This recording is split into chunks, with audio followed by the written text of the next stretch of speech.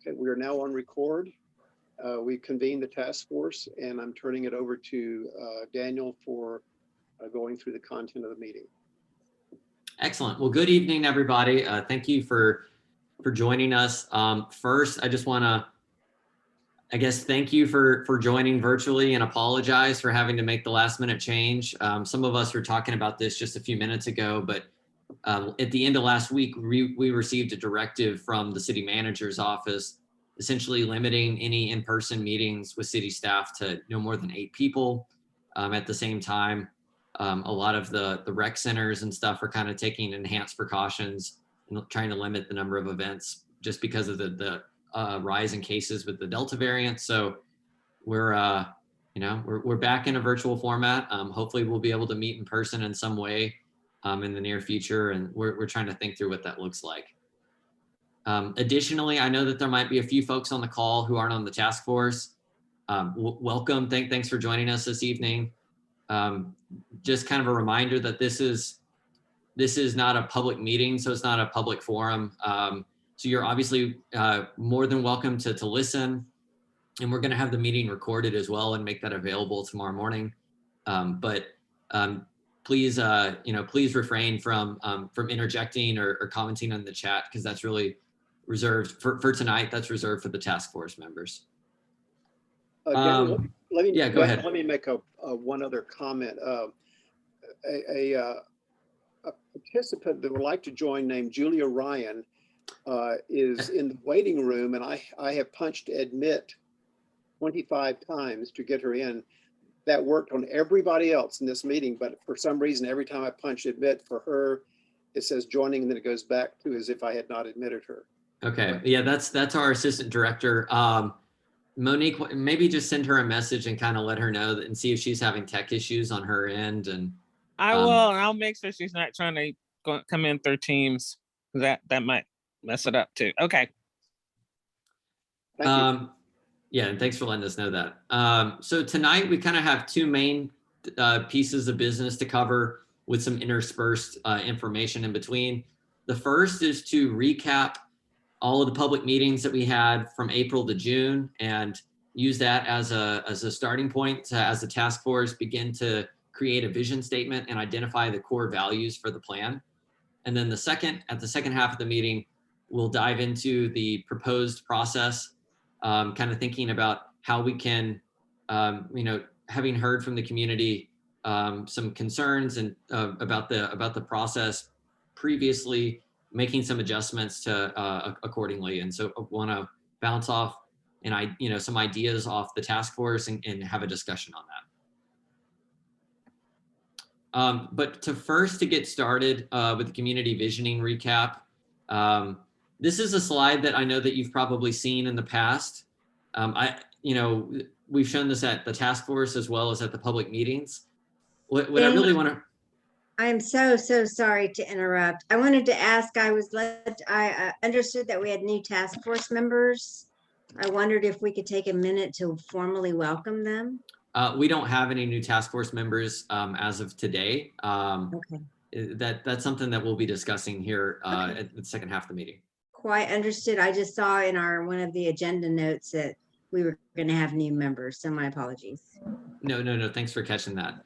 Yeah, we've kind of had to change up the agenda the last couple of days. So you've seen this slide before, and I don't want to focus on the bullet points because we've read through those in the past. What I really want to focus on is, from the comments that we received from the initial feedback exercises and survey, it allowed us to really kind of begin to create the framework for the plan, which is that essentially the kind of the way in which we're going to divide the recommendations and strategies that ultimately come out of this effort into different categories. And so it's land use and development, transportation and infrastructure, parks and open space, and community development.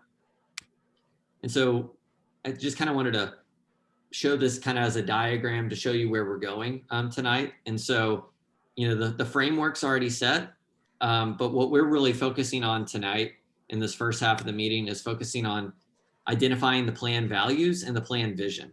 I know it's a little bit of backtracking, but I think that right now is a good time to do that and help kind of set the tone for the rest of this planning effort. So the engagement survey is, it's just an engagement summary. Obviously we've had, I think, 8 public meetings now, and you can see that the attendance at each one of those. We've had really great attendance at all of them. The in-person meetings, I think everybody who attended those will agree, went extremely well. They were extremely well attended, well received. I think we all agree that meeting in person is a far better way to convey information. It's a far better way to have a one-on-one conversation if somebody's got a question. It also makes it a much easier experience for Spanish-speaking persons, because we've got translators there who can just interact with them instead of having to deal with the digital divide. Something else I wanted to highlight is the public feedback. So that first online survey, we had 140 responses. These numbers on the Social Pinpoint website actually aren't completely up to date, so those numbers are even higher. Our Social Pinpoint website's down right now for some construction, some issues that we're having with the supplier, Social Pinpoint, the website. But we hope to get that back online very soon. So that's why I couldn't pull the newest numbers. And then this paper survey, that 93 should actually be 119. I went and collected the remaining surveys that were at Martin Weiss today. And so we had 119 responses on the paper survey. So in general, we've gotten really good feedback on the different platforms, and all that feedback is kind of where we're gonna, we're gonna highlight some of that. For those who didn't attend the public meetings in person, 2 of them, or one of the meetings was at Martin Weiss Park. The second one was at Oak Cliff Brewery at Tyler Station. Really good crowd, really good questions, really good feedback. So I think that, we're thinking about our next round of engagement. I think, as I kind of mentioned earlier, because of the Delta variant, we're going to have to be strategic and creative in how we do it. Probably likely continue to do meetings outdoors. And so those are planned for the fall, and we don't have any dates set yet. And we'll talk more about that in a little bit. But one thing that was an interactive exercise at the in-person meeting, but it was also from the first online survey, had to do with the planning goals. And so those were kind of planning goals that, through feedback from y'all, we were able to craft. And so this just kind of shows what we ask people to do in the in-person and the online exercise was to rank them, or rank their top 3. And so what this really shows is what people's priorities were. So this was the numbers, for each one in the in-person meeting. And then in the virtual survey, these are those numbers too. I just wanted to show that we combined them. And so this kind of shows you the total tally that we got. Maybe most importantly, the top 3 were to protect existing single-family neighborhoods, preserve natural areas and expand public parks and trails, and then to create walkable neighborhood centers that provide a variety of work, cultural, shopping, and living opportunities. And so you can kind of see where the priorities are. Obviously everybody's got a different opinion, but this kind of is a good way to poll the audience essentially and see what's the biggest issue to people in the area. So something else that we did in the in-person, on the in-person boards, so we just kind of had a large board that said, what are your ideas for West Oak Cliff? And so we got obviously a lot of really great ideas, a lot of really great feedback, everything from where people want dog parks or just wanting a dog park, wanting a grocery store, all the way down to specific things about wanting, affordable artist studios in those vacant buildings that are at Pierce and Catherine. And so, we really got kind of a whole gamut in terms of very, very general to very specific. And I sent all this to everybody on the task force back in, I guess, last week. It was all summarized in a Word document. So I'm not going to read through all of these. More important probably has to do with the vision. I think that, again, this is tiny bullets, so I'm not going to read through all of them. And I hope you had a chance to take a look at them. Again, a very wide range of what people wanted. And I also think it's important that Some people kind of put ideas in there that were more ideas than a vision. But that's okay. I mean, I think that we've got really excellent feedback to serve as a starting point for our next exercise. And so I'm going to stop. I'm keeping sharing my screen, but I'm going to need to be able to interact with it. So what I did was just take a quick stab at trying to like take all these bullet points into more tightly, tight-knit ideas: safe, sustainable, enriching neighborhoods, housing affordability, just to kind of have your people's brains thinking about the exercise of creating a vision statement. A vision statement is typically action oriented. It's typically set in the present tense. So it'd be like, West Oak Cliff is a safe and sustainable neighborhood that is, blah, blah, blah, blah, blah. And it's a couple sentences. So I don't expect us to do that today. But what I was hoping to do is to just spend a few minutes brainstorming kind of a starting point for a vision statement, so that we can, I'm going to give y'all all homework, which is to essentially spend the time between now and our next task force meeting to think about a vision statement that you'd like to see for West Oak Cliff. And you don't feel like you need to go write a full paragraph, but if you've got some phrases or some key ideas that you think are really important, I think that's really important to collect all of that, and we can all see it at the next task force meeting and talk about it. And then Monique and I will try to wordsmith that and massage that down into a vision statement that everybody can be supportive of. And Daniel, I would think that if anyone did want to write a paragraph, they're welcome to do that also. Oh, absolutely. And we would love that. So if you want to take a stab at the whole statement, please do that. But at either level, it'd be a contribution. Thank you. Yeah, definitely. Hey, Daniel, could you repeat your intro line for that vision statement? Typically, and it doesn't have to be this way, but typically, vision statements for area plans say West Oak Cliff is and it just kind of goes from there. So it could be West Oak Cliff is a happy neighborhood with, neighborhoods for school, kids. And I mean, I'm just throwing out like something very simple, but it can be something like that. But I think that, you can make it however you want, but that's typically what they look like.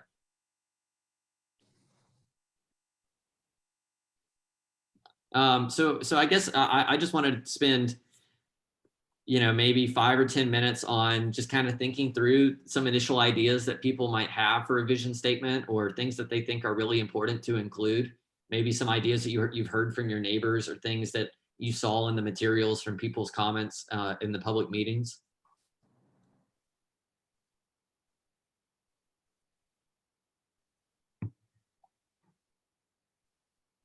I'll take a stab. First thing that comes to mind is West Oak Cliff is resilient and well established. Y'all can, this could be like one of those add-on stories. People could just kind of start adding on, West Oak Cliff is resilient and in a well-established area. Can I say something? Sure. I think that West Oak Cliff is well known for being neighborhoods of single-family homes where people know each other. Nice. Thank you. And I apologize if you're hearing my keyboard really loudly.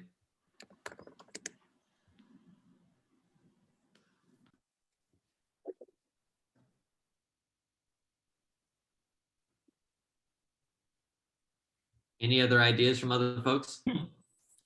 It's West Oak Cliff is diverse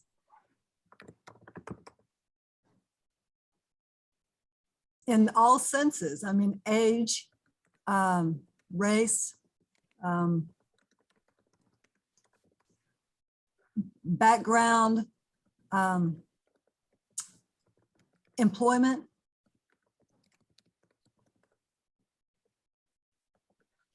Financial situation should be included in that too. Yes. I have one. Yeah, This is- go ahead. This is Mary Lou.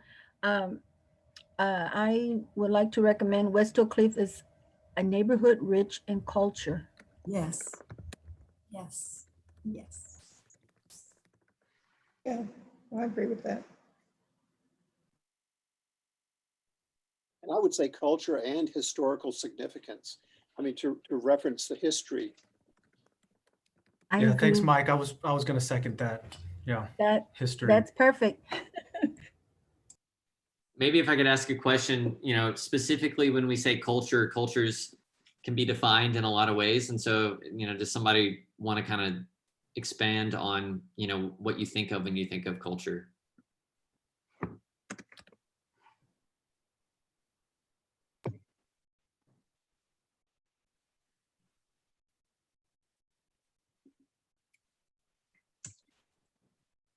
Um,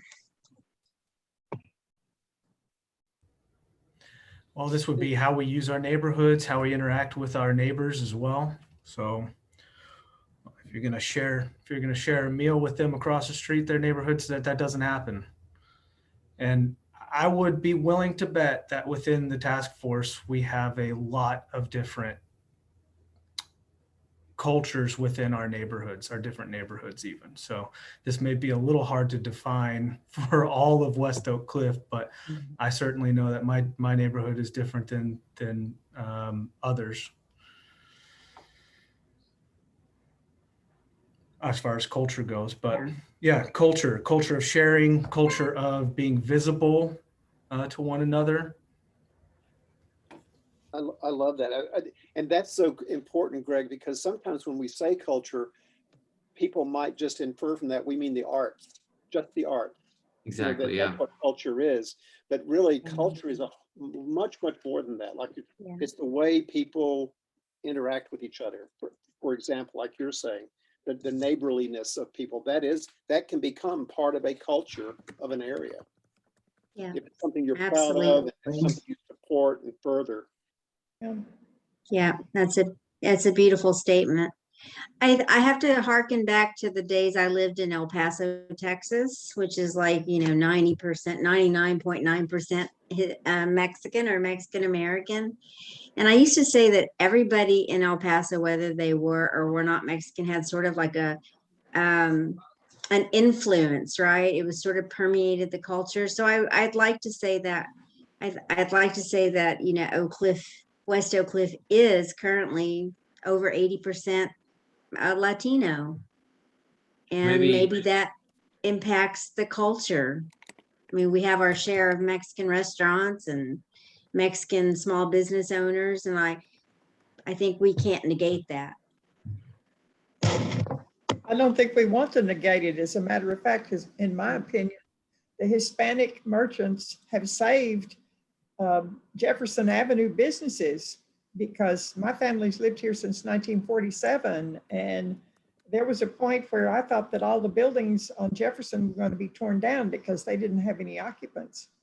So our Hispanic neighbors have saved the Jefferson economic situation for sure. And There's don't a, forget, they're sitting on La Reunion land. well, we're sitting on indigenous land for sure. Well, we are, but If we want to take it all the way back.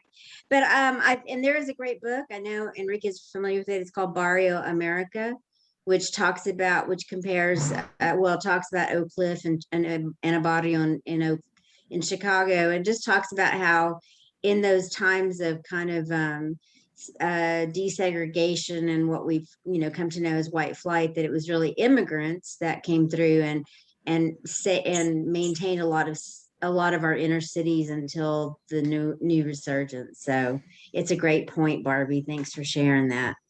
So I just typed something out. This is Paul, by the way.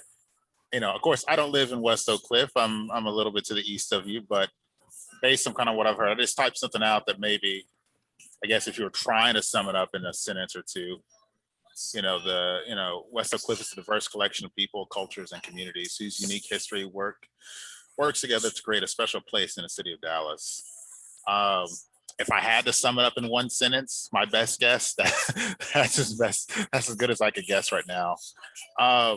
The other thing is too, I do want to ask is that, you know, when we talk about the Hispanic community, so I don't know if you guys may know, but I actually grew up with a lot of Central American families in particular. Would we consider West Oak Cliff? So I guess there's a difference between saying Mexican American community versus the Hispanic community, right? Because I don't want, it happens a lot where we see like this, a lot of the Central Americans, like my friends who are like Honduran, where they'll say, you know, not Mexican culture is similar to a lot of stuff in Central America, but it's not the same. And I don't want us to exclude that group of people within West Oak Cliff. Yeah. Hey, Paul, I hear what you're saying 100%. I don't know.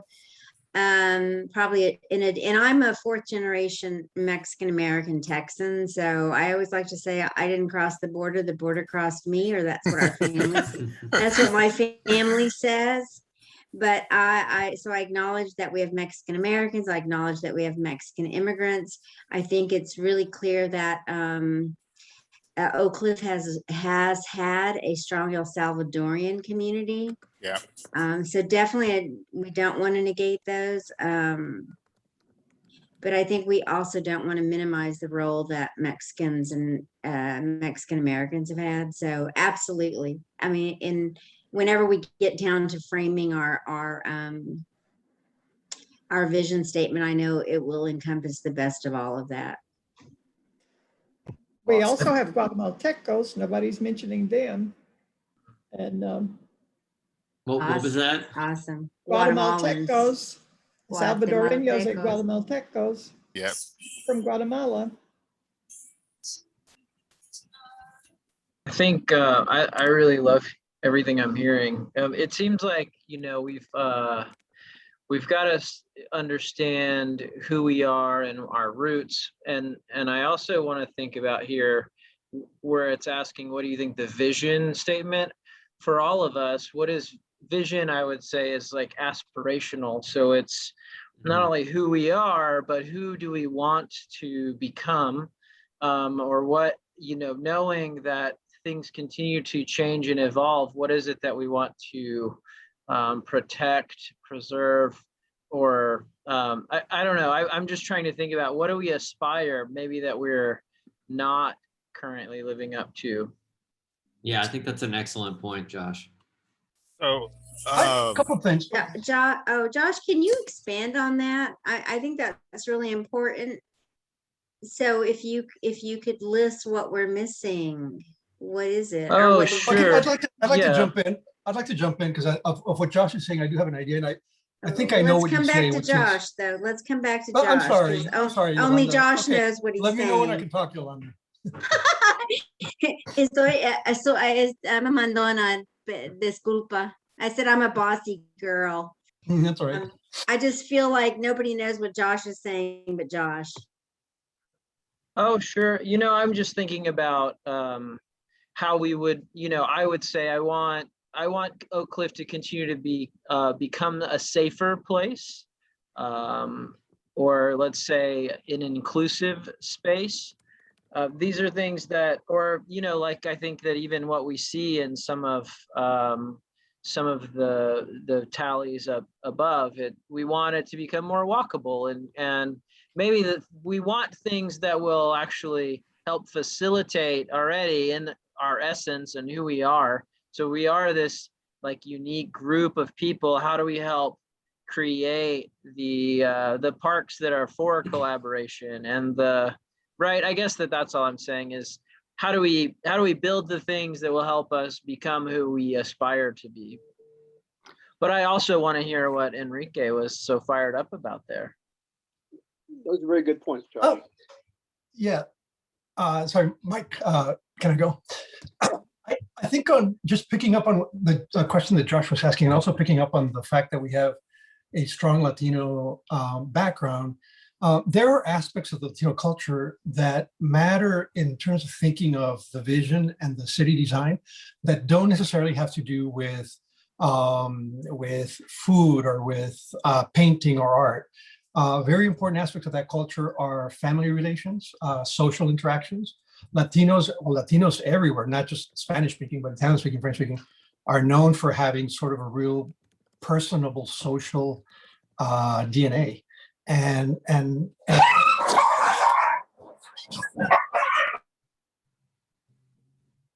Well, we'll get back to Enrique here in a second.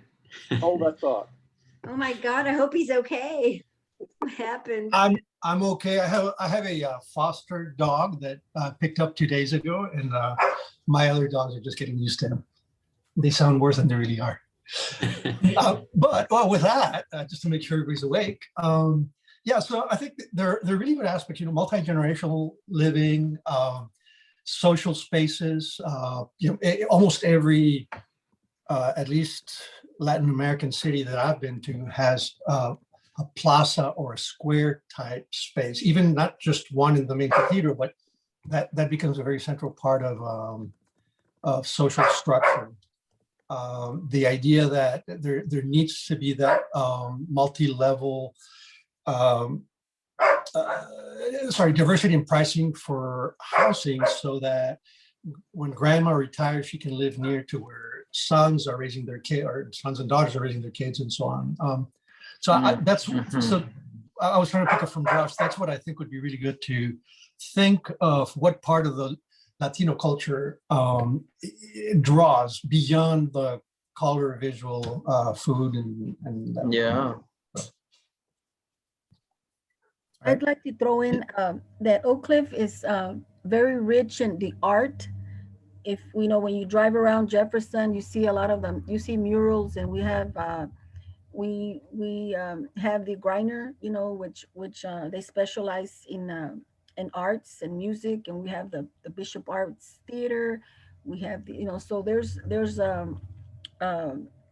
lot of, when you say culture, it can encompass a lot of things, and I like to I love the art. So Oak Cliff is a place where you can get the best of, you know, both worlds, or whatever, you know. So I feel like I've heard multiple times now, yeah, spaces where we can interact with one another and share our stories and our worldviews and our blend of what we've been able to accomplish. I mean, if you go back to the 40s, like we were talking about, the culture looked much different in West Oak Cliff then than it does now. If you go to the 80s, it looks much different. But we've managed to all be here and blend together.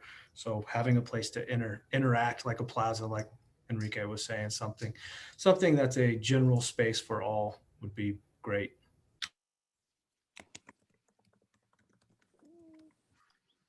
So I think that this is a really excellent starting point. I'm just going to keep us on schedule to a degree so that we can talk about values, but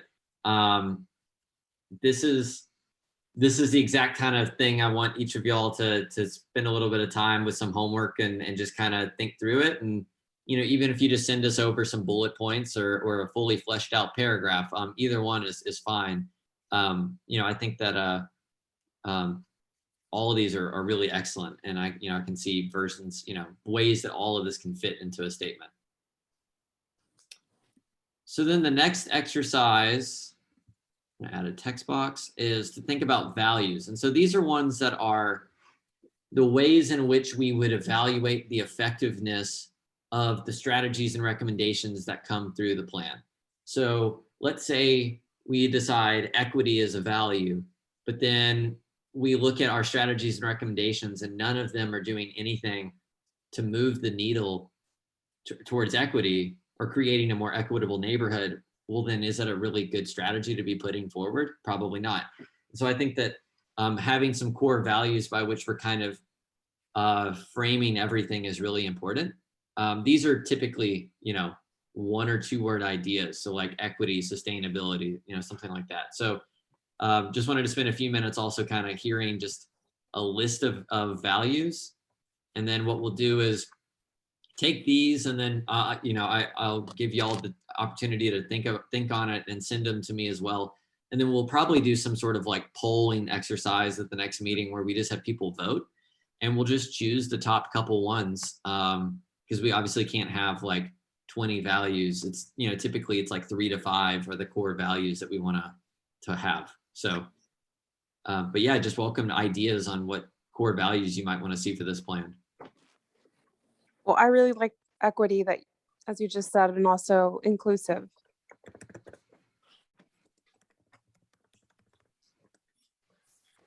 I think that the residents in this part of Oak Cliff deserve a tremendous amount of respect.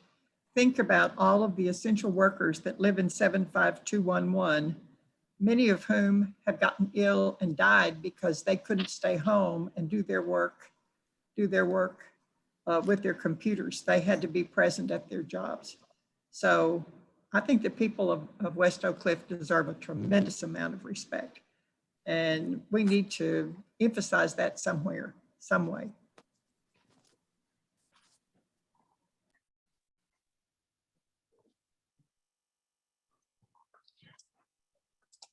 Very good point. What about, this is a really loaded question, but opportunity, and by that, I mean economic opportunity. So that it's a community that's defined to be efficient, where people can live a fulfilling life. They can perhaps work close to where they live, and not, I'm going too far with it. I was going to say not have to drive very far to have a good, you know, work an hour away from where they live, or have people that live in the community. I'm sorry, have people that work in the community, for example, NERS, not having to drive an hour to get to work. Like well connected. Well connected, yeah, or yeah. I mean, I guess that implies good transit. Yeah, that was the word I was going to choose, Daniel. Connected. Connectivity. Yeah. That's to each other as well as to the rest of the city. So people don't have to rely on buying and owning and maintaining a car to get to work. Take safe paths to DART, safe paths to transportation. And in it also, to use an overused word, but a very valuable word, walkability, a walkable community.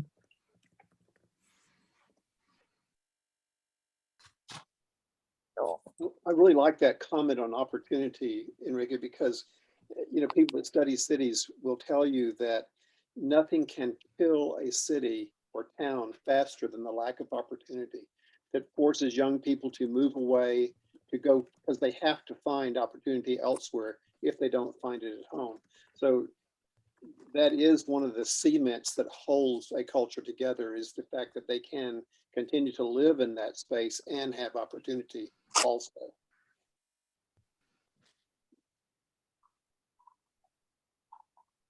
Mike, that makes me think of something along the way I read since I've been in CPC and talking about cities and envisioning, and I don't know exactly where I read it, but in terms of what you want a community to look like, they use the term no visible sign of poverty.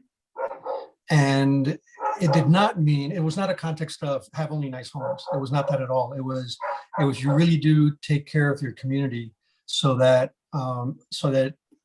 it's evident that people have opportunity. If Daniel doesn't mind putting that one down, it'll remind me that I want to go back and research where I read it and what it means exactly. Thanks. And I'm going to mute myself for obvious reasons.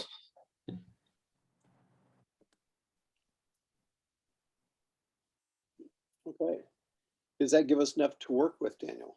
Yeah, I think so. And again, feel free to, you know, I'll follow up after this meeting tomorrow. I'll kind of send an email with some homework assignment instructions, and, you know, feel free to continue to send Monique and I some ideas if things pop up, because, you know, we're not going to vote on them today. So I think that this is a really good start.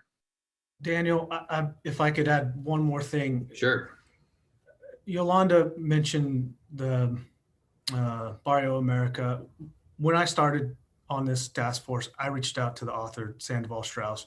He tried to put me in touch with people at Penn State and MIT to try to get academic information. What we're doing, from what I can tell, even from all the academics, is innovative. It's not been able to be done very well a lot of times. And I think that the resilience of some of our task force members and the insight and the ability of the city to listen to the residents here is something that is innovative and new and fresh. So many times it may have just been bulldozed over, and I know people have to fight for that, but what we're doing is innovative, and I think this plan is going to be an innovative plan. Well said. Yeah, At least I hope so. Please I hope do. so too. And I appreciate all of y'all's input If it's not, we're tonight wasting and a in lot of general. time. Well, so I'll leave this one here for now. What we can do is, we'll talk more about this at the next meeting. But just briefly, kind of wanted to give our next thing, just kind of a quick item, is to talk about one of the key framework ideas was, there were 4 points: land use and development, parks and open space, community development, and then transportation and infrastructure is one of the key framework items. So planning and urban design staff has met with the transportation department, since they're really going to be the primary department that influences, obviously, transportation and infrastructure moves. And we used the input that we got from the public meetings, as well as on the Social Pinpoint website, as a starting point to kind of just have a running list of ideas that we have from people. And so in taking those, I was able to kind of group them into 4 main categories. There's new sidewalks or sidewalk improvements. And I think some of that includes safe routes to school, which is, making these improvements around schools. And there are some schools in the area that have already had safe routes to school programs implemented, but most of them still need them. Then there's public realm, urban design, placemaking enhancements. And so that's would include sidewalk improvements, but it would also be thinking about public art, creation of plazas or gathering spaces, things that are a little bit more, road diets, things that are a little bit more the creation of usable space for the community. Third would be traffic calming opportunities. Well, we got a lot of comments from people saying my street, people drive way too fast down my street. Can I get a stop sign or speed bump? And then the last one is multimodal and bike improvements. So for each of these, probably we're going to get hundreds of ideas. We've already gotten hundreds of ideas. Not every one of those ideas is achievable for maybe physical reasons, or it's not, or if not all of them can be funded, in the time horizon for implementation that we envision for this plan, which is, 3 to 5 years. And so it's really going to be important that the task force serve as a vehicle for, once we kind of have all those recommendations, choosing the ones that you think are most important. Getting a sidewalk next to a school might make a whole lot more sense than getting a sidewalk on a street that doesn't really lead anywhere. So we're not going to do that tonight. I just kind of wanted to bring that up. But one thing I did want to just highlight is we've begun having conversations with transportation to get an idea of, well, where are they doing bike improvements? They've already got some projects that are under design or in the works. And then use that as a starting point, and then the comments that we got from the public at the public meetings. And this is kind of our initial stab at a bike network for West Oak Cliff. So we know that Davis Street is a funded project that's a collaboration between the county and the city. There've been some public meetings on that. Clarendon is one that also might have some money. But right now, the only trail that exists in the entire area, the only safe bike facility is the Elmwood Greenway, and that's being expanded on this section right here. But all of these other ones would be streets that there would be opportunities to implement bike facilities over time. The dashed line, Ashero, is one where it's a slow traffic street. So there's not enough width for there to be dedicated bike facilities, but it would have basic pavement markings that kind of lead people from a dedicated facility to another dedicated facility. So like an example is Plymouth dead ends. Superior's not large enough for bike lanes, but we definitely want to have a safe, well-marked path from Plymouth to Clarendon. And so this is just kind of an initial stab, and I wanted to just take a few minutes to hear comments or questions from folks since y'all live here. Daniel, you do know that in this Davis plan, this work that's going on and going to continue probably for several years, there is a bike lane in that Davis plan. Yeah, and so that's why we showed it on here. I didn't show it going all the way, but my understanding is it's from Cockrell Hill to 7th Street, I think. Yeah. So yeah, that's the most substantial one that's currently, in the works outside of our effort. But there we got a lot of really great comments from people in the meeting saying, I want bike lanes on Clarendon or on Wright or on Edgefield. And so we tried to distill all of that into a map. Daniel, can you tell me more about Vernon Avenue? I know there's some plans for bike lanes. There's already been one installed. It's kind of questionable because it's lost all the zebras. But tell me about, there's a plan to put a bike lane on the other side as well. Yeah, so that's my understanding. I don't know the specifics. The transportation department mentioned that as a part of the Tyler Polk two-way conversion, that the bike plan for the city essentially highlights Tyler and then Vernon coming all the way down as basically one long continuous bike facility, really from Sylvan up in West Dallas, where there's already a facility there today, all the way south of our study area. So Yeah, I don't know the exact timing on it, but it's definitely in their plans. Well, just speaking, as a member of Pope Vernon, most conversation has been open to that and sees it as a potential traffic calming tool, but definitely traffic calming is a huge issue on Vernon Avenue. The other thing you mentioned about sidewalks, that's a real concern, obviously, for a lot of folks. And I know to get on the needs inventory list and then to actually make it to a bond election could be like a 10-year process. So, and that's outside the scope of our 5-year plan, but I think it warrants a lot of conversation, because while there need to be walkable streets close to schools, there need to be walkable sidewalks for neighbors throughout the neighborhood. And I'd have to see the overlay of schools in this equation to be able to speak to that. But I know that overwhelmingly the concern is not just about walkable sidewalks from schools, but walkable sidewalks, period.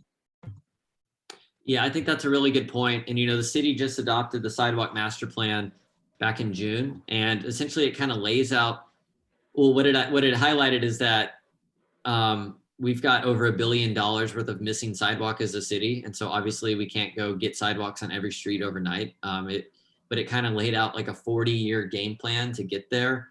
And, prioritizing areas based on proximity to transit, adjacencies to parks and schools and other community gathering spaces, because we know that a sidewalk next to a DART station is more important in terms of more people needing to use it than a sidewalk on a quiet neighborhood street. Not that the neighborhood street's not important, but if we're going to go put money in the ground today, that sidewalk would get more use and help more people access a used service. So that's something that our process would also feed into. But you're right, Yolanda. I think the idea is that prioritizing projects so that then that can be given to the council member. It goes into the plan, but then it goes to the council member and gets included in the needs inventory, so that in the 2023 or the 2024 bond, essentially, some of these projects can easily be achieved because they score really highly, and they're things that have money lined up for them. But Daniel, what about the petition process? We put sidewalks in the Beverly Hills neighborhood by petition process, and we paved our streets by petition process. Yeah, and that's one that also, and I'm not as familiar with that. I know it exists, and that's something that will also be included for the it's also included for the bond as well. But I know that they have changed things to a degree because of this new sidewalk master plan. So I'm not sure how those align, but I can talk to Public Works and Transportation and try to learn a little bit more about that. But our neighborhood, most of the people in the neighborhood got their quota paid by the community development block grants from the federal government. We would never have been able to do it if we hadn't been able to have that funding from the community development block grants. That's really helpful to know. That I would love to learn more about that in general, because maybe there's more opportunities for us to make recommendations in this plan to tap into those kinds of pots of money as well. Yeah, my neighborhood's a low income neighborhood, low to moderate income neighborhood. The families could never have paid the assessments. And the only way I could get them to sign the petition was to promise them that there was CDBG money there, but it worked. Yeah, no, that's a really good point.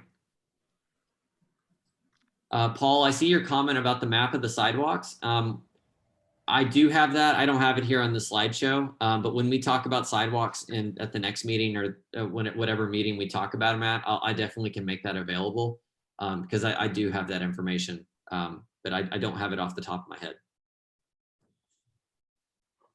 No worries. Thank you. So I kind of just wanted to give an update on this one. And, you know, if any of these give anybody a lot of heartburn, again, this is just a total working draft. But I just kind of wanted to share with y'all, you know, what transportation thinks is feasible, and sidewalks along Wright Street close to Stockyard and train station. Yeah, so I think Wright Street, that's a great point, Mary Lou. You know, Wright Street it's a really critical street because it connects essentially almost all three of the DART stations. But right now it's an unimproved street, no curb and gutter. And so it would be an expensive project, but something that overwhelmingly we heard in the public from the public meetings was this is a street that there's a desire for sidewalks, there's a desire for bike lanes. And so a full reconstruction of that street could achieve all of that. It would just be an expensive project. And it's one that ultimately, you know, it's on the council member to make that decision if he'd be interested in, you know, prioritizing it in his bond list. But it's definitely something that we as a group can debate and include if we want to. Hey, Daniel, I just wanted to add, I think it's not on here, and you know, maybe something on Hampton for that small, not just that small stretch, but you know, that's within the WOCAP, is understanding how we can do traffic calming on Hampton as well. And is that solution bike lanes or something else? But bike lanes might be part of a solution.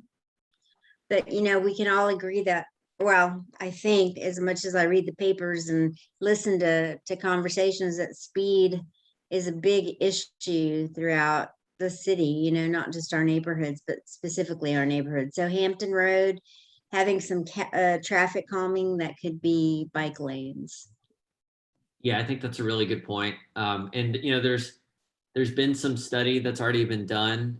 You know, there was some of those temporary road diets that were conducted. And so we do have, you know, our transportation department has some data, but I think that's a really good point. And that's something that I heard from other people in the public meetings and on the website. And so exactly what that looks like, I think still needs to be thought about, but I think bike lanes, I personally think bike lanes make a ton of sense. So,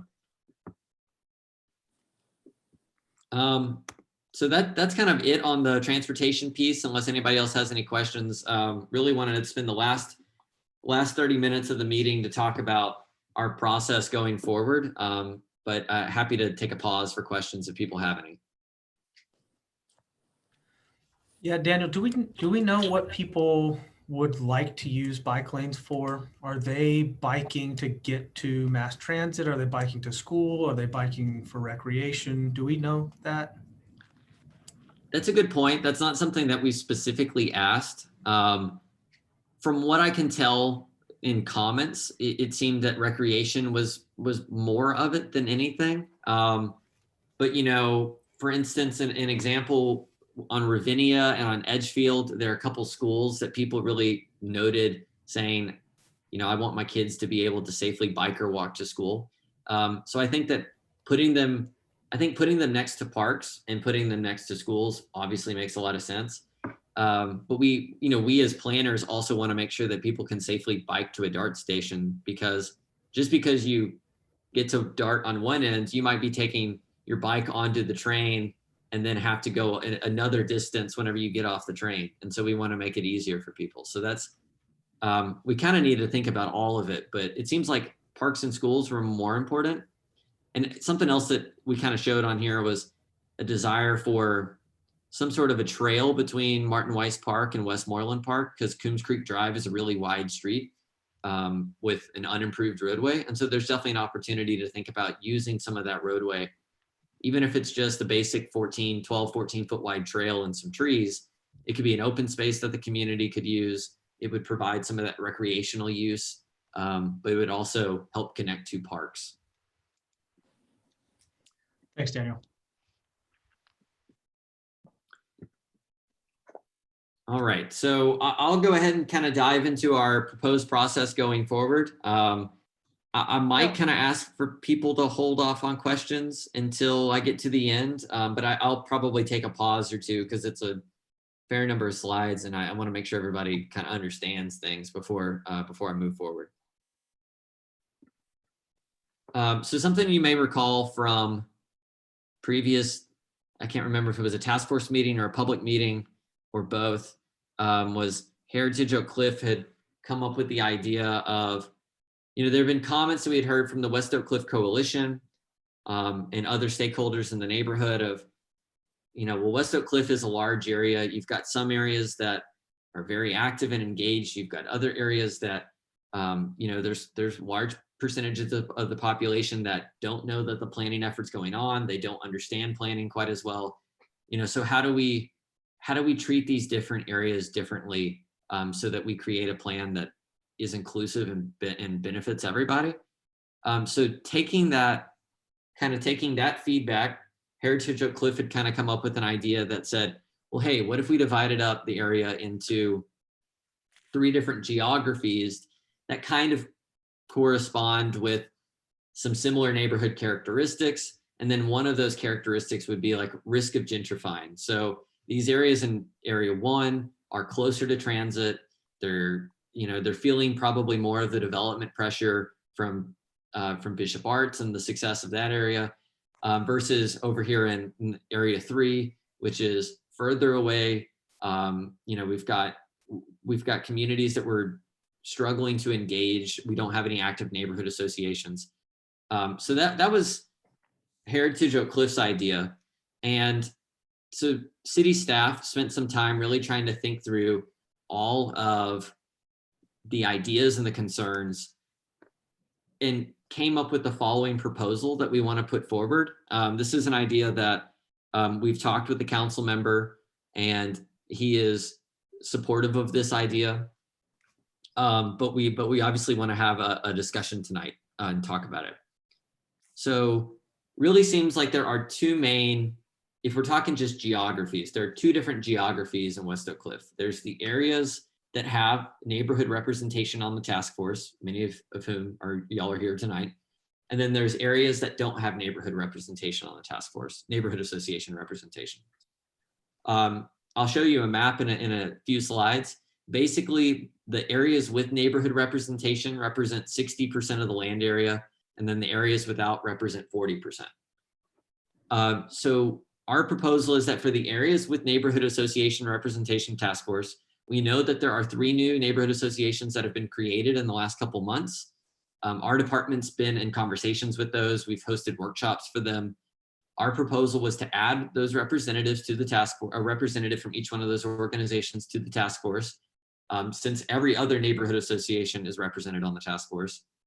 Second would be in those areas to host neighborhood focused vision workshops. Again, hopefully in person. You know, we're going to have to kind of play it by ear, But really those are going to be focused around the authorized hearing areas.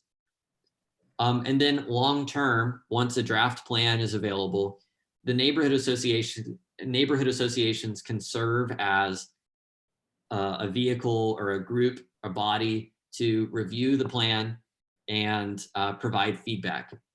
What I mean by that is Elmwood Neighborhood Association is obviously going to be the group that's most concerned about what occurs in downtown Elmwood. Not that the other areas don't care, just that they're the ones who have the most stake, most skin in the game. And so we definitely want to use that neighborhood association as a way to collect as much input from the community as possible to then have it back to us so we can make changes to the plan as needed. The other area is this area without neighborhood representation. The first and most important thing for us to do in those areas is to partner with local organizations or leaders in those areas to conduct targeted outreach to inform residents about upcoming public meetings and also just educate them about the area planning process. What does this look like? Pop-up events. Maybe it's some outdoor educational sessions, things like that. But some of it is just working to identify people to help us get the word out. And also when the time comes to get boots on the ground in those areas. The second next task would be to then conduct targeted capacity building workshops in these areas before we do any sort of visioning workshops there.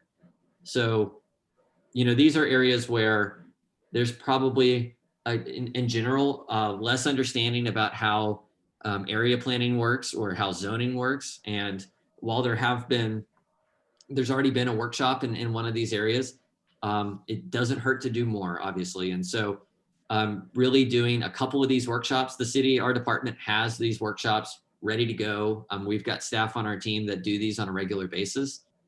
So go out to the community, meet people where they are, and conduct these workshops. Obviously, they'll both be, all of these will be bilingual.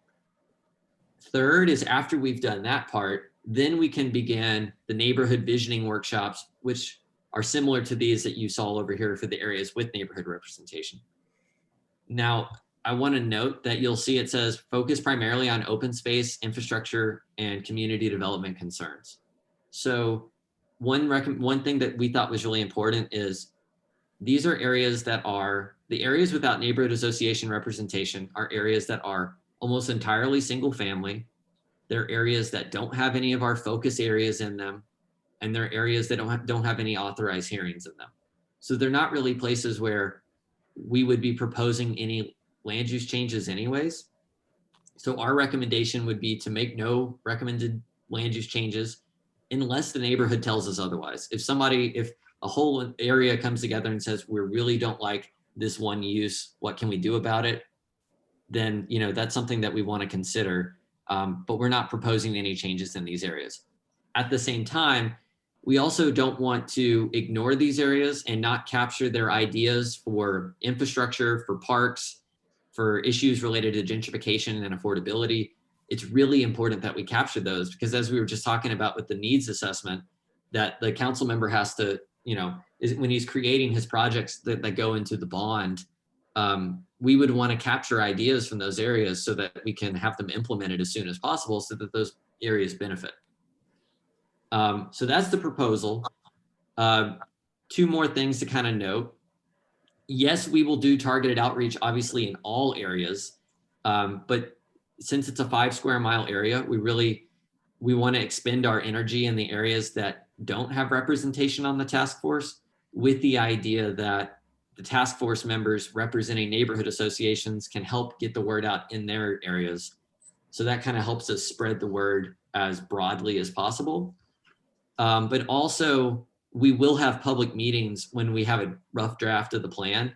So yes, we'll use the neighborhood associations to give us input, but we'll also have public meetings and we'll make it available online and copies of it available in person so that people can provide us feedback and say, hey, I really like this idea, but I'm really concerned about sidewalks or bike lanes on Clarendon. I don't know, just throwing out an idea. And so we will have, I just want to be clear that we will have both means to get community feedback.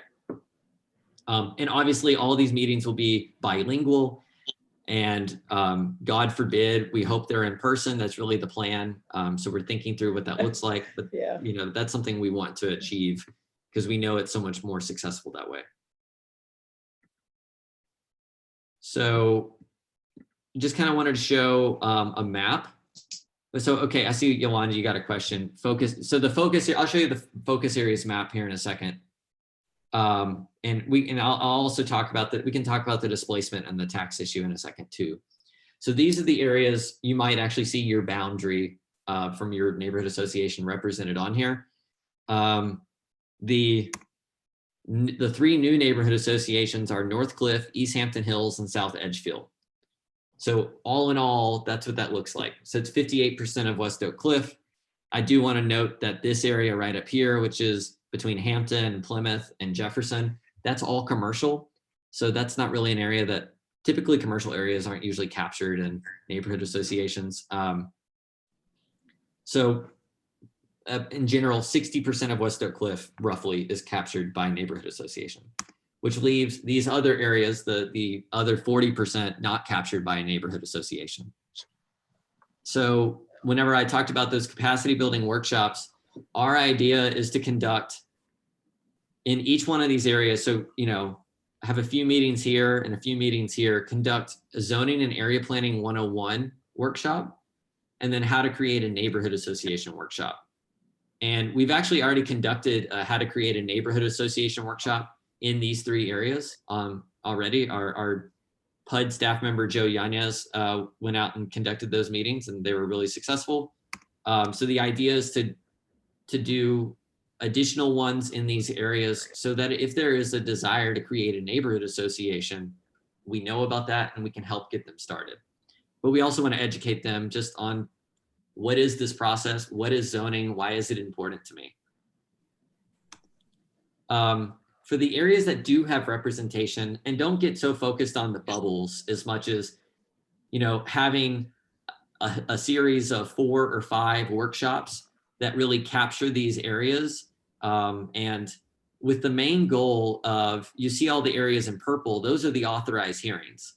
And so those have already been identified as focus areas. We need to, as a part of this process, create and establish a vision that the community has for those areas so that it can get incorporated into the plan. So that then when the authorized hearings are processed, staff can use that as a starting point to say, okay, the community said they absolutely want X, Y, and Z, and they don't want this, and they want buildings to be this size, you know, this kind of character, they don't like setbacks, whatever it is, we want to capture that. And that's where these workshops really come into play. Not saying that we don't capture other information. If people say, I really want bike lanes here, or I really want a sidewalk on my street, that's still really important information that we want to capture.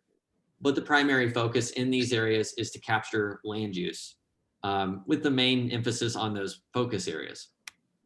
In the other areas, we'll conduct those workshops after we've done the capacity building workshops. I've got a tentative timeline. We're saying October. Our goal would be to really have all this engagement done by Thanksgiving, because we know if we get into the holidays, it just becomes really difficult. And then that also gives us the holidays to begin writing the plan. So these are the focus areas that we've really identified. They're based off of, you know, where there's authorized hearings, where there's been, you know, West Davis, Tyler Vernon and Hampton Station area. These are areas that have really good transit. We got 2 DART stations here. And then West Davis with Jefferson. Jefferson is the highest frequency bus corridor in the network, and it's about to increase in frequency with the new bus network that DART is going to be rolling out in January. So this is an area where, just when we think about transit as planners, we want to just be sure that we have a land use vision established in these areas, because we know that that's where development long-term is interested in going. So these are the focus areas that we really want to be creating a land use vision for. For the other areas, you know, the primary emphasis is going to be saying, I mean, there's a few other areas in here that aren't single family neighborhoods, but the primary emphasis is going to be saying, keep areas basically as they are unless we hear otherwise.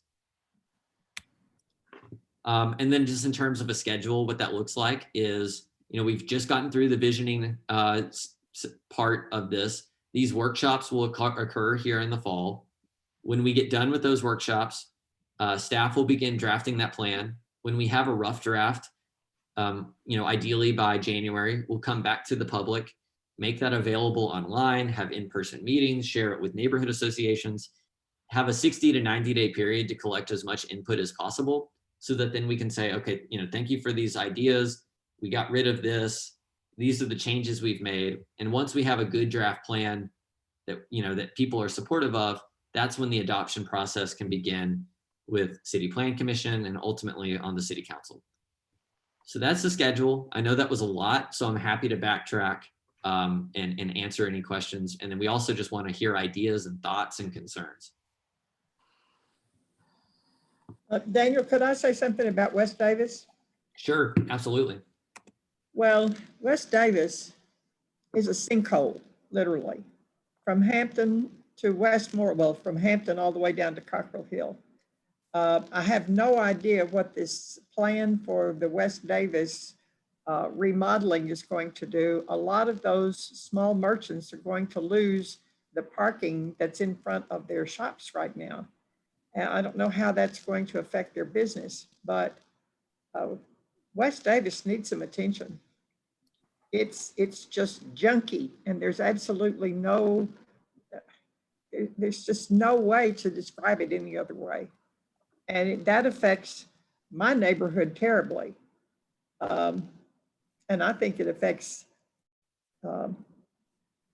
West Kessler, and I think it affects Kessler Plaza and North Cliff too. We need West Davis brought up to some kind of reasonable standard, period.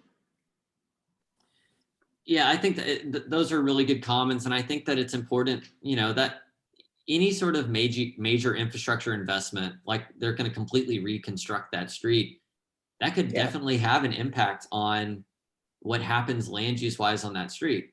Developers could look at West Davis and see all the improvements and say, well, I just want to keep marching down all the development that exists in Bishop Arts that way. But the good news is we have this area planning process where we can capture from the community, well, we want these uses and we don't want these uses. And we're concerned about buildings being taller than 2 stories or whatever it is. And so we want to get out in front of it. And so I think that there's an opportunity here to use this process to really get in front of potential changes in the area before they happen. Well, what about PD 631? And that's a PD that's in the area? I know it is. I wrote, I was part of that committee, but a lot of things in that PD 631 have been ignored for years. Unfortunately, the people that should be enforcing that have never read it. And we made a lot of mistakes when we wrote that, a whole lot of mistakes, because we really didn't know what we were doing, to be honest. So maybe we need to re-examine that and change it. Yeah, and that's something that this plan could make a recommendation of saying, explore changes to PD 631 and kind of list those out. And then it would ultimately then be on the council member to say, this is a priority action of mine, and go, or either him or Commissioner McGregor to say, let's open up an authorized hearing on West Davis and make those changes that the area plan said that people really wanted in this area. I think that it's a perfect opportunity to capture that. Yeah, we really didn't have a clue what we were doing, and we did not address a lot of things that should have been addressed. So, yeah, and if I may jump in, I think a PD, it's reasonable to revisit it every so many years, because either you didn't anticipate some things or things changed or moved a different way, or you were at that point having a more rudimentary form of planning. And to reiterate what Daniel said again is, I think the authorized hearing is a natural next step to the area plan.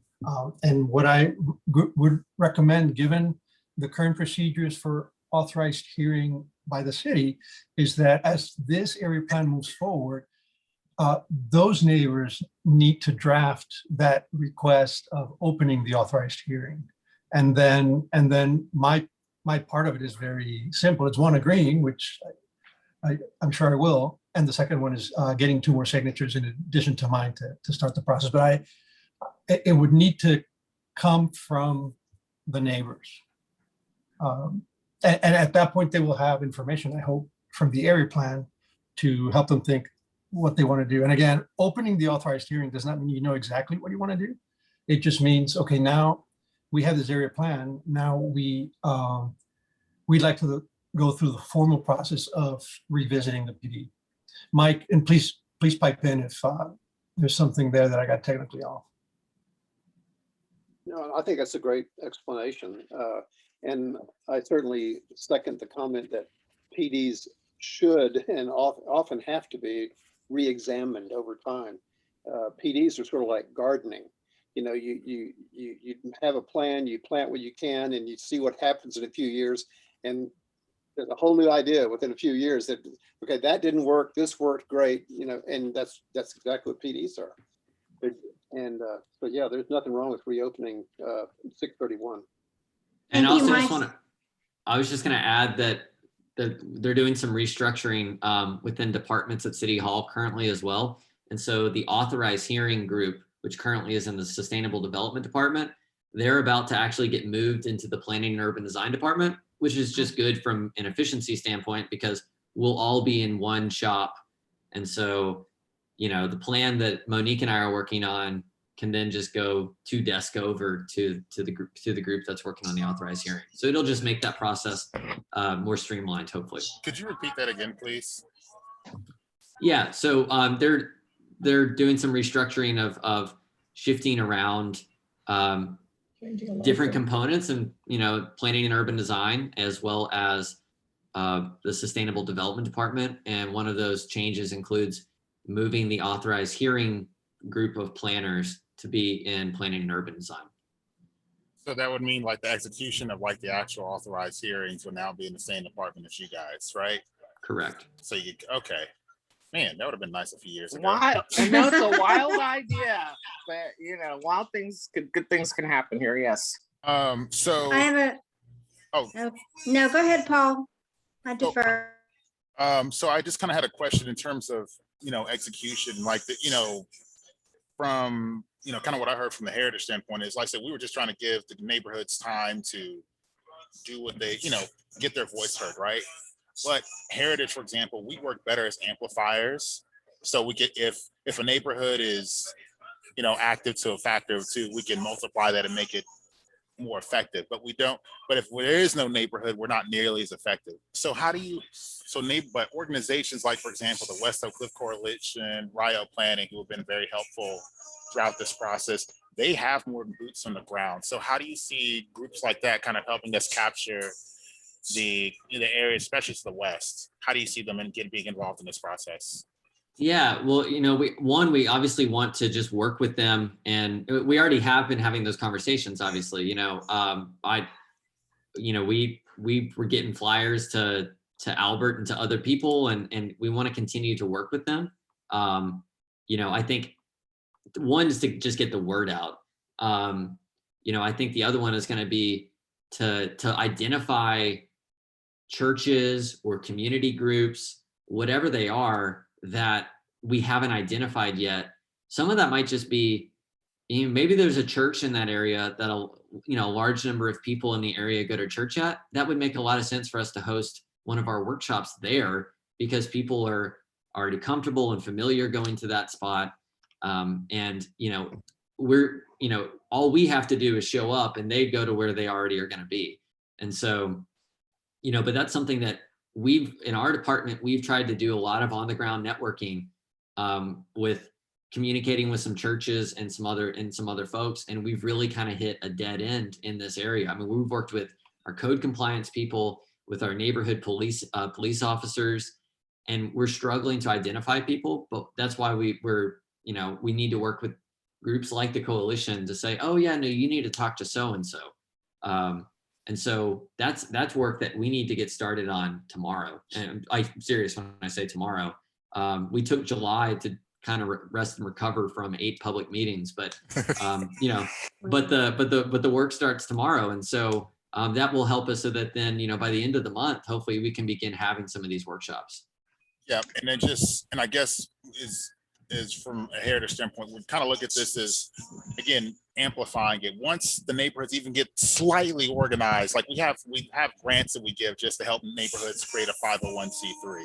The moment they get even slightly organized, that's really a major thing for us. And then once they're organized, we can amplify them much more effectively. Those are great. Can I chime in, Paul? Sure. Great comments from Paul. I appreciate that little bit of a shout out. I'm definitely boots on the grounds. That's just what I do. So, and I'm happy that I'm on the task force and can continue that momentum. I definitely represent both, and I try to be, you know, fair and objective and not nasty.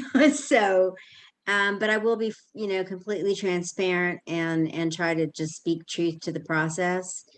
So I want to just comment. I appreciate the work that you guys have done in terms of identifying non-represented versus represented. One concern I would have, again, being in that Polk Vernon neighborhood and knowing the newness of South Edgefield and East Hampton Hill, South Edgefield especially, which includes one of the streets that is the most impacted by this authorized hearing, which is that Nolte Street. Well, that authorized hearing's off the right, table. Right. So so just want to keep that in mind, though, that they are emerging groups and they've done really great work up to now. They've been meeting, they've got officers, all of that sort of stuff. I did want to clarify that those 3 new associations, just for the record, and for one of the reps, a couple of reps are on the phone, are that we will invite them to have representation on the task force. And maybe just a quick word from Mike about that process for onboarding them, because I know I sent for 2 out of the 3, I did send names that were recommended by those associations. So we've already identified people from the association by the association, and that's Northcliffe and East Hampton, and South Edgefield is still working. But part of my due diligence and community work was to reach out to those organizations. So just to hear back from Mike about what that process will be for confirming and onboarding those folks. Yeah, I got the 2 names, and I think you sent contact information also. So I think the general spirit here is that we are going to very much welcome a representative from each of these areas to the task force.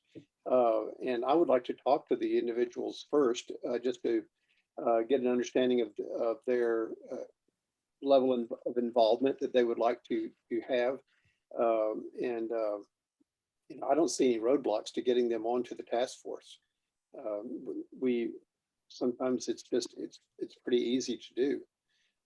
We don't want to load a whole lot of more people on the task force just because the larger it gets a little bit unwieldy. But for example, adding Paul to the task force was sort of a no-brainer when that issue came up, because he's such a great contributor to this kind of work.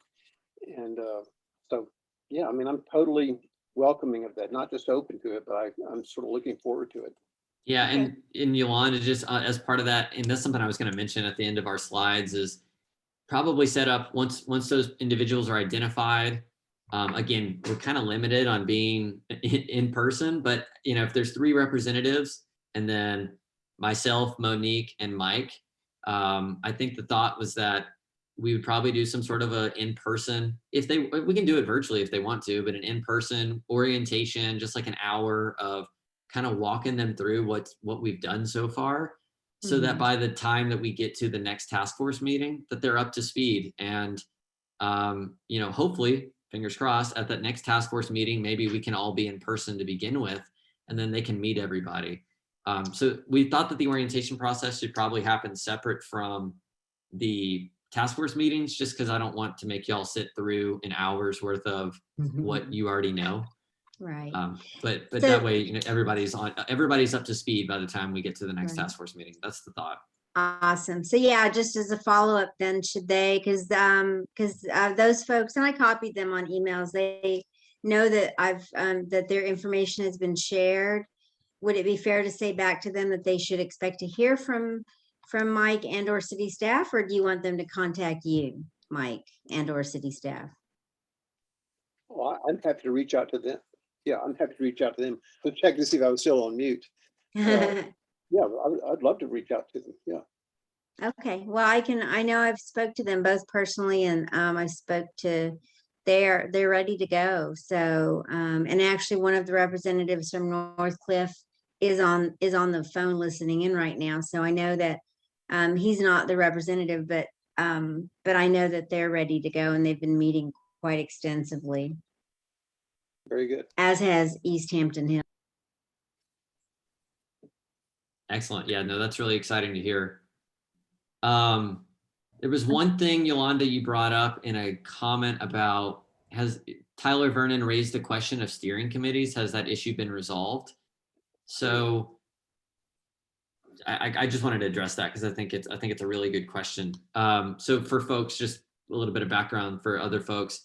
There initially had been a proposed authorized hearing in this area around Tyler Vernon Station. And when it got to City Plan Commission, there were concerns expressed by commissioners that concerns and confusion about the way that the authorized hearing process and the area planning process has changed and how those two are married together. Obviously, you know, we are the guinea pigs. We are the first area plan out the gate that's doing the authorized hearings lumped together with the area plan. And so there is a little bit of learning. And so I just want to thank y'all for being patient with us. This is a specific topic that I was hopeful to have it tonight, but I'm glad that we didn't because we had a ton on the agenda to have a representative from sustainable development, although they'll now be in planning and urban design, have a representative, Andrea at City Hall, come and give a 15-minute overview to really explain the process so that everybody's clear about this. What the process does quickly is steering committees are not required the way that they had been. Used to be that steering committees were appointed by the council member, and you know, they would meet on a regular basis, and a city staff member would be there, and they'd essentially lay out, this is the kind of zoning that we want. The idea is that the area planning process essentially supplants the need for a steering committee so that, you know, the community visioning that we do for these areas, people can say, these are the uses we want, these are the uses we don't want, this is what we want the neighborhood to look like. And then staff can turn that into language. But the council member can still create a steering committee or a group if so desired. So, you know, there's an opportunity and there's also, once the authorized hearing process begins, there will be multiple public meetings where surrounding neighbors are notified, and there's opportunities to be involved in the process. So it's not like the area plan writes it and that's it. It's a totally separate process that just kind of gets kicked off through the area planning process. I hope that makes sense.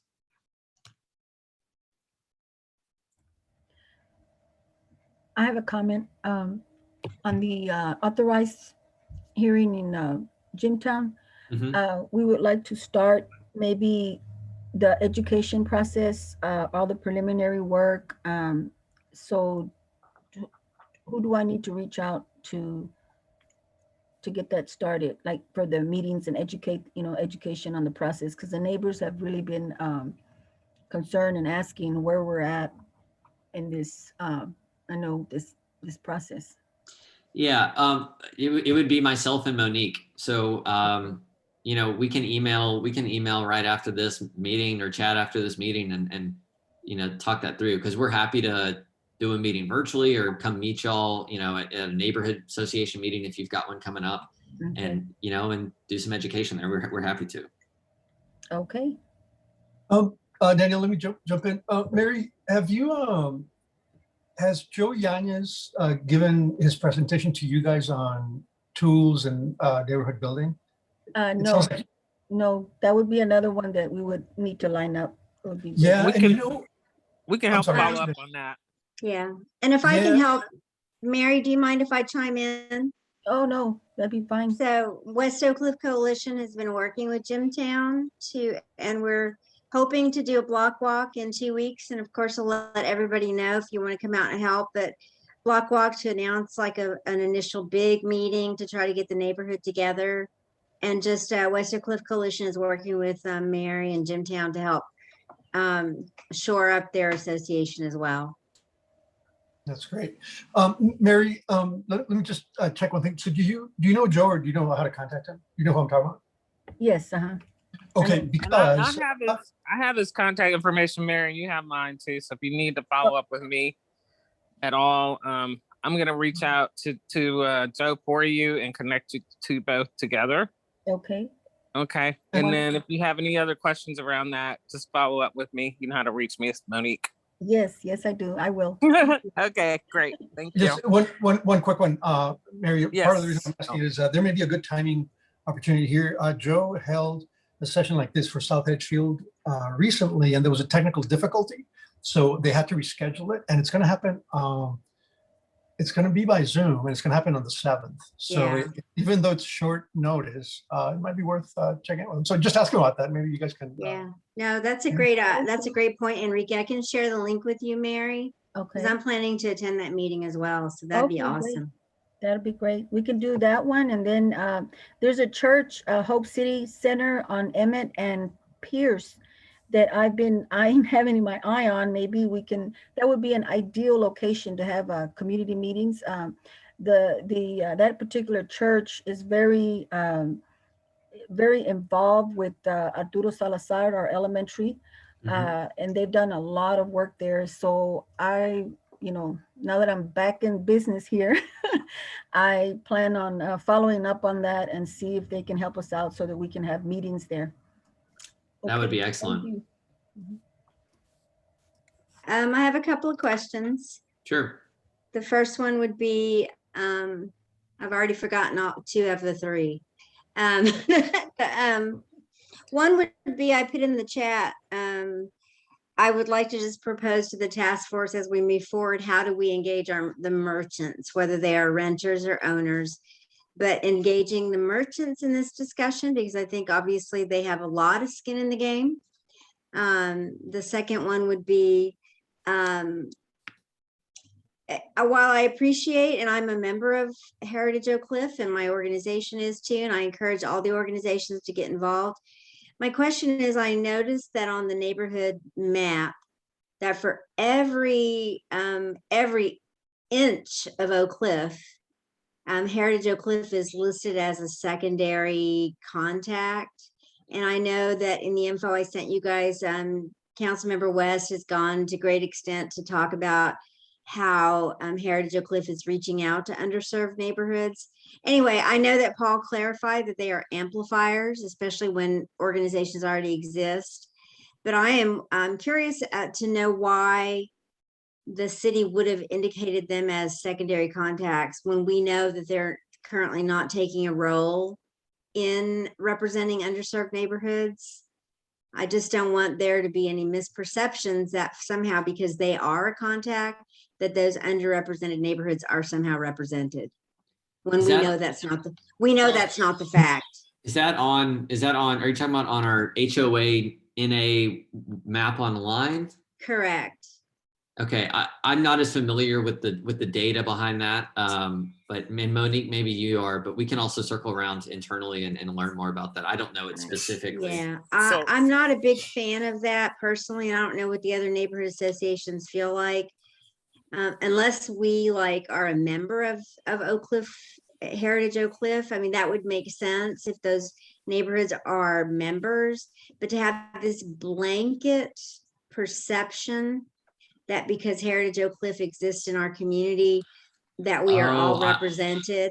I know why this is. So it's actually just an issue with our shapefile. So shapefile being like the boundary, because Heritage Oak Cliff's boundary is the entire area as a coalition, because we've got coalitions in other areas around the city too. We've got the Oak Cliff Committee and the East Dallas. There's one in East Dallas. It means that your area is covered by 2 areas. But in the work that we do, we don't assume that Heritage Oak Cliff is like a secondary contact. It's just that they are a coalition that oversees that geography. If that makes sense, but I understand why that might be a little confusing. Yeah, it's a I also little bit wanted of to a. add, also wanted to add some clarification. So what typically happens in Heritage Coalition, efforts, right, is that in the event that no one can be contacted for, say, an unrepresented neighborhood, chances are the next best guess, if you're trying to reach someone in an area that's just completely unrepresented in Oak Cliff, doesn't mean they're represented, is to probably reach out to someone at Heritage Oak Cliff, because usually someone knows someone who knows someone in that neighborhood. That's kind of how it's like a fail safe. It's not the perfect fail safe by any means, but if you're trying to go reach somebody, historically, that's kind of usually been the way to kind of get a hold of someone. Doesn't mean the neighborhood's organized. It doesn't, kind of even now when we talk about like some of the newer neighborhood associations, with East Hampton, someone who knows someone kind of thing, if that makes sense. But yeah, by no means does Heritage have, count as representation for all of Oak Cliff. That'd be, cool if we can get everyone that organized, but we're far from it. Very good. And my third question was actually a question to my, colleagues on the task force, is that just to see how we're communicating this back to our neighborhood associations so that we're making sure that we maximize contact. So I guess the two biggest things to me is how do we plan, or how can we reach out to merchants? And 2, how can we ensure that we are all communicating this back to our associations or our constituents? So, on Heritage side, we have like a 2,000 plus member contact list. We send out right now. We're sending out monthly kind of newsletters every month. There will be a section in there just talking about neighborhood development concerns, and in that this area plan and the East Oak Cliff area plan, as things come up, that will be one of the main ways we reach out to people, regardless of if they're a member of Heritage or not. Because that contact list goes far well beyond the actual number of members from a Heritage itself. Thank the Starbucks, sorry.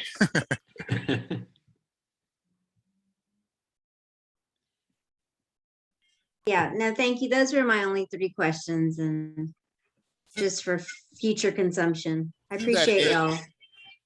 To that end, I had a question for the task force as well.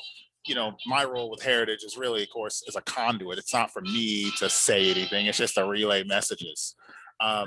One thing we would like to consider is just saying when we reach out on our next newsletter, asking, for example, the questions of what would the people who live in West Oak Cliff, what would their area vision be, right? And just we'll ask them, if they can leave an address, where they live in West Oak Cliff, and an email address, just so we can say, okay, and give that information to the city, and we can kind of sum it up, and you can see it. Everyone can kind of, get an idea of what extra feedback we're getting.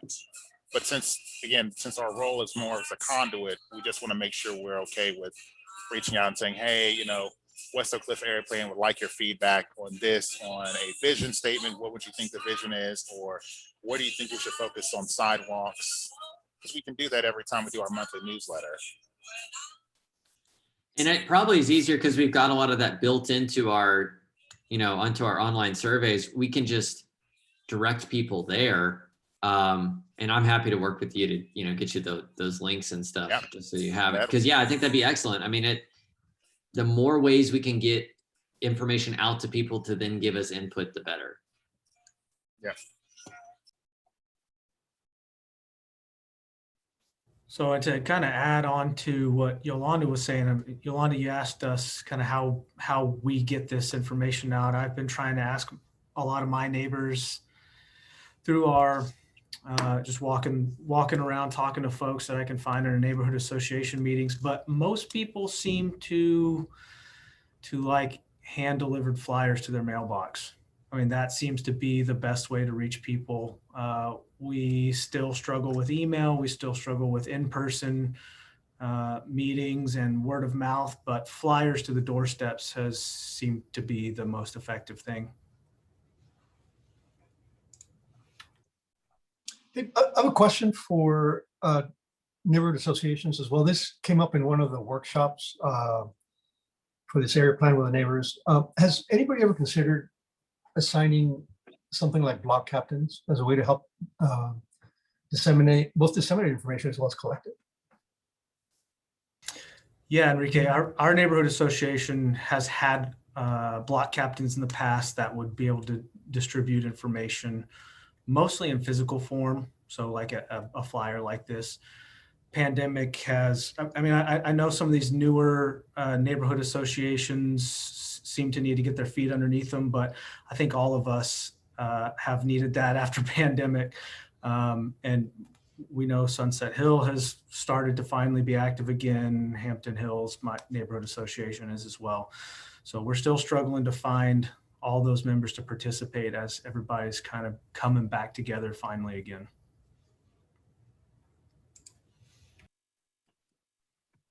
I'd like to comment. We've talked about block captains in Jimtown. Also, back to the resources and spreading the word. I know Somos Tejas, and mentioning flyers do work because, you know, we have a digital divide here and people don't, you know, a lot of our folks don't have access to email or, so the flyers are really, they really work. And even though it's old school, but it works and they get the message about the meetings. And then with Somos Tejas, I know they were very instrumental in block walking, just boots on the ground. And the majority of this area, that's needed. So I just wanted to throw that out there that that's old school method is still needed to this very day. Thank you, Mary. I think there's money, and I know this is not short term and not in time for this, but I think there's federal money coming in to improve broadband access to underserved parts of Dallas. Of course, that doesn't deal with the user equipment portion, but thanks. Yeah, no, this is all really excellent input, and obviously Monique and I are just two people, so 5 square miles of area is a lot for us to cover. So we appreciate all the boots on the ground and all of the on the ground knowledge. So, Hey, Daniel, yeah, I'm loving all the conversation, but I just wanted to put this out there that I think this meeting was scheduled to end at 8 p.m. Just because they give you an allotment. They may be able to go over that automatically, but I just don't know how that works. So if we're 15 minutes away from the scheduled termination anyway. okay. Yeah, well, we don't have a whole lot to cover. I mean, I guess it sounds like that this proposed path forward, I didn't hear any pushback. It sounds like people think that it's a good idea. So we'll move forward with this, and I'll be emailing out to everybody the homework assignment that I gave, but also talking, you know, individually to some of y'all about helping with some specifics that we talked about, like like working with churches or identifying people, you know, in some of these areas that don't have representation. But it sounds like people are supportive, and I just want to confirm that before I move to like the last 2 slides. Yeah, do any of the task force members have any objections or concerns that you'd like to express about that phased approach of having a phase 1, 2, 3 to cover the whole area? If you do, then it's important to let us know, because I agree that I'm sort of getting the feeling that everyone is on board with that concept as an improvement over the original concept of doing everything at once. Yeah, I want to comment that I really, really appreciate, as always, the work of city staff, Daniel and Monique. You go above and beyond to listen to the community and engaging Joe with the community. I'm in favor of your proposed path forward.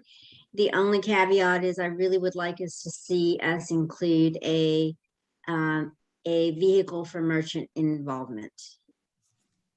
Absolutely. I think that's a really good point. And I have a big old star next to it in my notes. So we'll, I mean, if you've got ideas, I'd love to work with you on kind of brainstorming what that looks like. But we as staff will begin working on that as soon as possible too.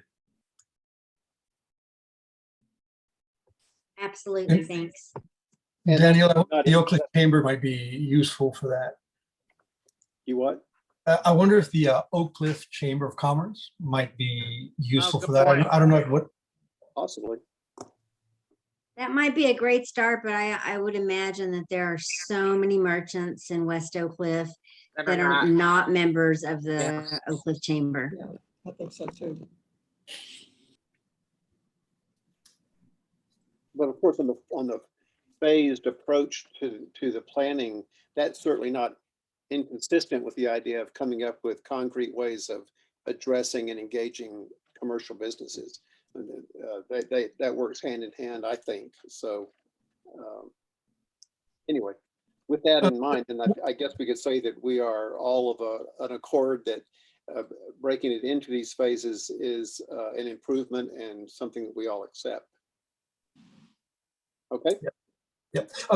One more quick thing, right? On that corner of 12th and Tyler, where Daniel, you pointed out that it's all, yep, right there, where it's all commerce. There's a whole set of businesses or organizations there that ought to weigh in, because it seems to me there are ways to enhance that space. There's a little bit of green space here on one side and the other, and they might be able to be connected. Yeah.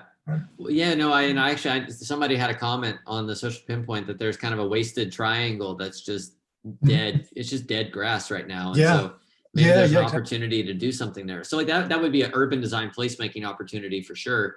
Yeah, no, that's a really good point. And we can try to reach out to some of those business owners, landlords and/or business owners to kind of begin that conversation as well and engage them. Thank you. So Daniel, are we going to be incorporating the social pinpoint comments at some point in our process? I know we kind of just take a step back here and make sure we were organized, and we're still getting there, but we'll be able to look at that and incorporate that. Yeah, definitely. I mean, I think that those serve as the starting point for ideas and recommendations. I mean, there's hundreds of comments, so I wouldn't want to make us go through each one of them. That would be, I wouldn't want to put y'all through that, but I mean, that's where it would, we would be making a list of ideas about sidewalks, ideas about bike lanes, ideas about land use, and compile all of those to then be able to present those. And I'd probably just put that in a Word document and share that out with y'all. But that way you can see all of it. Yeah, we can definitely do that. Is when we get to that point. I don't think we're quite to that point yet. Daniel, I just wanted to make sure that you're capturing the chat as well in the recording. There was a comment that I moved forward on behalf of the community about values, creating affordable community. So I just want to make sure that makes it into the comments. Absolutely. Yeah, I think we'll save the chat out, and then we'll and this is, I think when you record it, it captures the chat too, but I saw that, and I'll throw that I'll go back after this and put it into the slide too. Well, if there's no other comments, I'm just going to move us on to I know we're almost getting to 8, so I'll just move us on to our last very few slides. So our next task force meeting, we should have the new task force members onboarded by then. Again, their orientation will likely occur separately, just one, because of physical space and requirements, and secondly, just so that y'all don't have to sit through something that you already know. We'd like it to be in person. We'll continue to play that by ear. Let's probably tentatively shoot for about a month from now, which is obviously Labor Day, so we won't put it right at Labor Day, but we'll figure out exactly an exact date soon, and we'll kind of think through if it's in person, if it's virtual. At that meeting, as I mentioned, we'll have a presentation about authorized hearings. We'll confirm the vision and values. And then this last one, I think, just probably from a sake of time, probably will have to occur at the next meeting. But something that we as staff are working on is a matrix of all of the anti-displacement and anti-gentrification tools that exist on the books at City Hall. And it's it's a 4-page matrix. Obviously there's no magic bullet. And so what we wanted to do is we eventually want to turn this into a PowerPoint that we can go have a community meeting with, and not just in West Oak Cliff, but in other areas as well. Yeah. But y'all are probably going to be the guinea pigs of seeing that presentation. And it's probably just going to be me. And I'd like to have a representative from at least the housing department there as well. And so we'll have to coordinate schedules with them. But that way y'all can just kind of hear some of the tools that exist and ask questions about them. And one of the goals with that is also to be able to have people say these particular tools are relevant and work with what's going on in my neighborhood or my area. And so by having that comprehensive list, people can kind of get to see what's there and what's missing, so that then we can fill in those gaps also with the proposals and recommendations from the plan. Daniel, Monique, I was going to say, I actually have an existing presentation that I've used a couple times that really focuses on the tax aspect of it, particularly the homestead caps, senior exemption, and senior tax deferrals. Okay. Just kind of those existing tools, and kind of in the way it's set up is to explain, well, how much time does this actually buy you? Because I basically try to translate it into. That's great. Yeah. You know, in plain English. Yeah, please share that with us. We capture some of that in our matrix, but I wouldn't want to miss it if we didn't. And I think something else I want to note that we wouldn't do it for this meeting, but whenever we have that public meeting, something that we know is really important is just a little bit of an education on how to avoid, what's the right word? How to avoid aggressive home buyers and people who are trying, all of the predatory practices that exist, so that it can, because some of this just is an educational tool that we need to make available. And so that's something that we also hope to capture in that presentation that would be a public meeting. And we've done that before with different neighborhoods, and it's surprising how some of the basic tools that people have no knowledge of that they can take advantage of, that gives them some protection. So again, education is really also key. And so I know we kind of talked about the upcoming workshops, whether it's the capacity building workshops or the visioning meetings. We don't have any dates for those set. Obviously, we're kind of having to monitor COVID as well. Now that we have kind of the thumbs up to move forward with this plan, we'll start working on trying to identify locations and groups to work with for these capacity building workshops in August and September. I know that Jimtown's obviously going to be one of those, but in any neighborhood association, we're happy to conduct these workshops. But really targeting those areas that don't have neighborhood association representation is our primary focus, but it's by no means it's not our only focus. So we'll work on getting those scheduled as soon as possible, and then begin thinking about dates for these visioning meetings as well. So that's all I have for tonight. And it's been a good 2 hours, and I really appreciate people staying on late, and I appreciate all the excellent input. So I'll stick on for a few minutes if there's any questions, but that's all I have to present tonight. Thank you, Daniel, Monique, for the excellent work. And we've covered a lot of ground tonight, and there's a lot of work went into creating every one of those slides we've been looking at. And I thank everyone for attending too. We had pretty good attendance. I still think that as far as my list keeping shows that Trey Black, Nick Dean, Alicia Quintons, and Mark Register, as well as Bob Stimson, were not a participant tonight. And so hopefully we'll catch them next time. And it is 5 till 8, and that's probably about the time we need to shut this down and let people go. So unless anyone has some final comments or words of wisdom, I will adjourn the meeting. I just want to say thank you to the folks that signed on that didn't have to be here, but chose to sign in to learn more. Yes, always. Definitely. Yeah, we appreciate y'all participating and listening, and we encourage you and others to continue to do it. Yeah. Okay, everybody, I am ending the recording now.